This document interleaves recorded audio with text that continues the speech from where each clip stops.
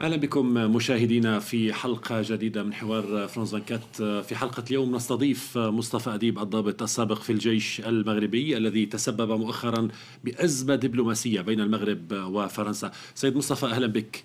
شكرا. يوم الأربعاء في 18 من حزيران اقتحمت مستشفى فالدغراس في باريس وهددت الجنرال المغربي عبد العزيز بناني الذي كان يشغل منصب المفتش العام للقوات المسلحة الملكية. كيف تردون وماذا حصل بالتحديد؟ شكرا.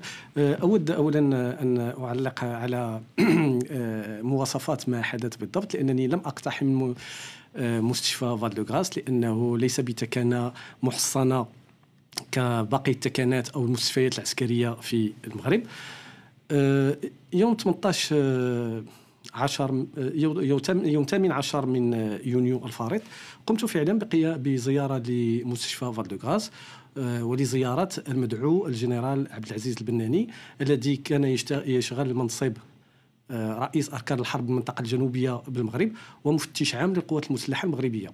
هذا الجنرال في نظري الشخصي هو جنرال قام بعدة جرائم تجاه الشعب المغربي والشعب الصحراوي، وهنالك عدة دعاوي مرفوعة ضده في عديد من الدول في إطار الجرائم التي ارتكبها، لكن القضاء المغربي لا يمكن أن يبت في هذه الدعاوي ولا يمكنه حتى تسليمه إلى محاكم الدول التي تتابعه هو وطينة أخرى من الجنرالات التي تعتبر عمود فقري للديكتاتورية بالمغرب. أنا دخلت هذا اليوم إلى المستشفى لأسلم الجنرال رسالة شخصية بما أنه ساهم في نوع من الظلم الذي سببه لي بصفة شخصية. كنت تريد تهديده معنويا؟ لا ليس هناك تهديد.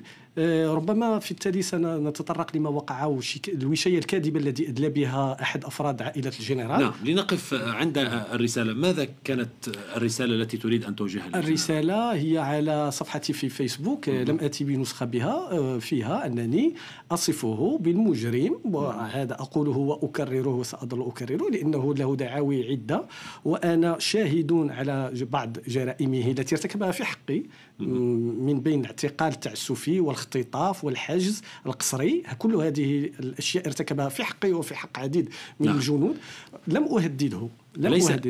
ألا تعتقد أنه ليس من المعيب أن تقتحم المستشفى، ربما كما تقول لزيارة رجل مسن بالغ من الكبر عتية، وأنت كنت عسكري قديم والشرف العسكري يقول أن الإنسان عندما يكون ربما في موقف ضعف أليس كان ربما من الأفضل أن تلجأ إلى طريقة أخرى؟ شكرا لطرحكم هذا السؤال. أولا هو ليس بضعيف وليس في الإنعاش، هذه مغالطات. لكن رجل ناهز 80 من العمر. سأعود إلى سنه. هو في الحالة الصحية أولا هو ليس في الإنعاش، هو في غرفة عادية بالمستشفى مثل سائر المرضى يتحدث. ولما كنت أمام غرفته كان سيقوم بحصة ترويض، عوضا يقوم بالترويض في المغرب هو يقوم به في فرنسا بمال المغاربة المفقرون. بما يخص إذن الحالة الصحية للمدعو الجنرال البناني هي أنه يمكن أن يخاطب ويتكلم ويدافع عن نفسه. فيما يخص ولكن لا يمكن أن يخاطب عنوة لأنه هو في مستشفى ليس للنقاهة أبدا، ربما هناك فحوصات. لا أعتقد أبدا أنه في المستشفى للنقاهة وإلا ربما، ولكن ليس كل من في المستشفى لا يمكنه الدفاع عن نفسه ولا يمكنه تلقي طلبات الموتول أمام العدالة، وإلا فالعدالة ستكون ظالمة. الشيء الغير صحيح في فرنسا إذا ما توصل باستدعاء في المستشفى فلأن قضاة الفرنسيين يعلمون أنه بإمكانه تسليم هذا الاستدعاء. فيما خص موضوع المستشفى لم يكن هناك أي أحد ساعدك على ربما الوصول إلى المستشفى؟ كنت تقول أنها سهلة جدا، أو ربما فكرة الوصول إلى المستشفى وإلى تسليم هذه الرسالة للجنرال؟ كل ما يمكن أن نقوله هو أننا في دولة ديمقراطية تحترم حقوق الإنسان. فرنسا ليست هي المغرب لكي نصل إلى بعض الأشخاص في فرنسا يمكننا أن نصل إلى الوزراء ويمكننا أن نصل إلى الجنرالات الفرنسيين. فأتساءل كيف لا يمكن أن نصل إلى جنرال مغربي. أنت تعلم جيدا أن خطوتك هذه أدت إلى أزمة دبلوماسية ما بين المغرب وفرنسا، حتى أن رئيس الاستخبارات الخارجية المغربي محمد ياسين المنصوري استدعى سفير فرنسا في المغرب للاحتجاج على ما حدث. كيف تعلق على ذلك؟ تصرف الجهة المغربية لا يفاجئني، في حين يفاجئني تصرف الجهة الفرنسية. أنا لا أستوعب كيف يمكن للسفير الفرنسي أن يقبل أن يستدعيه رئيس، أن يستقبله مدير عام، لأن السيد ياسين المنصوري رتبته هي مدير عام، هو ليس بكاتب دولة وليس بوزير الخارجية وليس بالوزير الأول، في حين أن سفير الدولة الفرنسية من اللائق ومن العمل الدبلوماسي أن يستقبله أو يستدعيه وزير الخارجية المغربي. أنا لا أفهم لماذا ذهب لدعوة رئيس مخابرات المغرب. كنت تتوقع أن تتصل هذه الخطوة إلى هذه الأزمة الدبلوماسية الحاصلة اليوم؟ شيئا ما، ليس بهذه الحدة. كنت تريد ذلك؟ قصدت أن تصبح الأمور بهذه الطريقة؟ صراحة حين لا أفهم تصرف السلطات الفرنسية لبعض أشخاصها وليس كدولة، لأن فرنسا تبقى دولة المؤسسات. بعض الأشخاص الفرنسيين هم الذين ساهموا في تطوير هذه الأزمة. استدعتك السلطات الفرنسية الضابطة العدلية بالتحديد لاستجوابك. نعم. ماذا حدث؟ هل تضعنا في تفاصيل هذا الموضوع؟ تمت في مرحلتين. يوم الخميس تمت المناداة علي من طرف الدرك الفرنسي الذي لا علاقة له بدرك حسني بن سليمان المغربي. أكيد نحن في دولة ديمقراطية، دونك نادوا علي يوم الخميس ليلا ظهرا عفوا، محاولون الاستماع إلي في وشاية وضعت ضدي متعلقة بفالدوغراس. لم يكن بإمكاني الذهاب يوم الخميس، فطلبت منهم إذا كان ممكن أن أذهب يوم الجمعة، فاتفقنا على يوم الجمعة. لما ذهبت يوم الجمعة فوجئت أن تم تغيير نائب وكيل الجمهورية الذي كان مسؤول عن الملف في يوم الخميس، فأصبح نائب آخر الذي هو مسؤول يوم الجمعة. وهذا النائب الجديد الذي سيدة تدعى، هي قاضية تدعى توبيغميل، قاضية في محكمة باريس تدعى توبيغيل، هي التي أمرت بالاستماع إلي تحت الحراسة النظرية. الحراسة النظرية هي أن تظل في مكاتب الدرك وتحرم من بعض الحقوق ولك حقوق أخرى. نعم. فاستمعوا إلي في هذه الحالة. الوشاية التي توبعت بها هي وشاية كاذبة.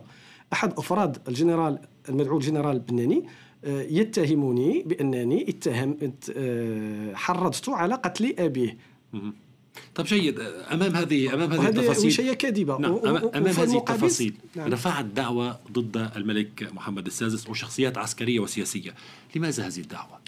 هذه الدعوة هي مشروع قديم شيئا ما، وقد كنت تحدثت عليه في سنة 2007 و2008.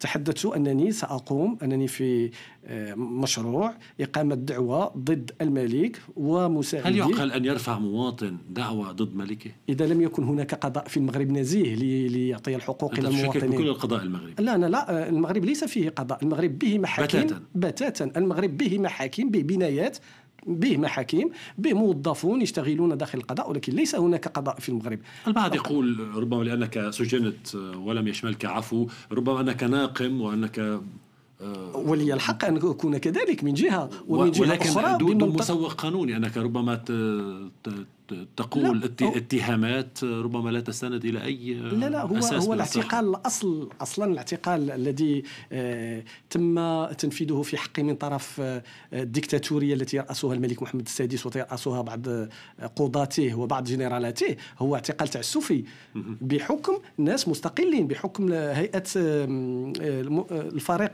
العام المشتغل ضد الاعتقال التعسفي التابع للجنة حقوق الإنسان للأمم المتحدة أكد أن الاعتقال تعسفي. إذن من حقي أن أطالب بحقي. ومن جهة أخرى فأنا أتكلم عن المواطنين المغاربة الآخرون الذين يمثلون أمام القضاء المغربي ولا ينالون حقوقهم. مصطفى أديب تتهم أنك تعمل مع أجهزة معادية للمملكة المغربية. تبتسم. أكذب طالما قالوها ولم تعد تغني ولا تكن من جوع بالنسبة لهم.